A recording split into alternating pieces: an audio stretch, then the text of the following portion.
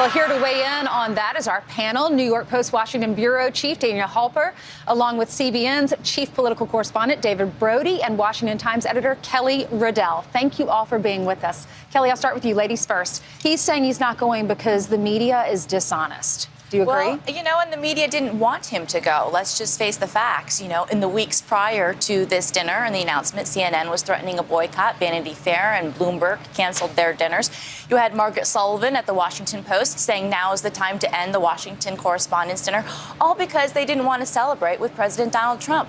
So he's just making it easy on them. All right, guys, you don't want me? You don't have to have me. You go and have your smug little party and celebrate together and celebrate the First Amendment. But the president doesn't need to be a part of that. He is an invitee. The White House Correspondents Association gets to choose who they want to invite, and this year, the president is not on the option. David, is that a good choice? Because he does have the opportunity. The president every year has an opportunity to get up there and to speak to the media. He would have an opportunity to roast all the people that he says are dishonest. Well, and he's been roasted before at these. We remember back in 2011 where he was taken to task from that podium. Look, he enjoys all of this, Ainsley. I mean, he just loves this. He knows that he's the big draw for this dinner, and if he doesn't go, the whole thing is going to, in essence, fall apart, at least from a PR standpoint.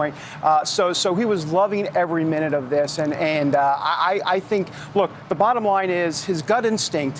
One thing we know about Donald Trump, he has a pretty good gut instinct. He's right more of the times than he's wrong. And I think in this case, I think he understands that this is probably the right move for him at this time. Daniel, the show must go on. Do we still have the White House Correspondents' Dinner without a president? Of course. And now celebrities are free to come, right? Because there's no way they can stand up for journalism, say that they're standing up for the First Amendment and try to take the high road. So I think actually it will change the tenor of the dinner altogether. Look, he doesn't want to walk into an ambush, and perhaps you can't blame him. I think on the one hand, it's his choice, obviously, and it would look disingenuous, his war with the media, if he really ramped it up. But I mean, if he really went and he just had a good time and it looked like he was inside the Beltway enjoying himself. But on the other hand, it would also bring down tensions with the media.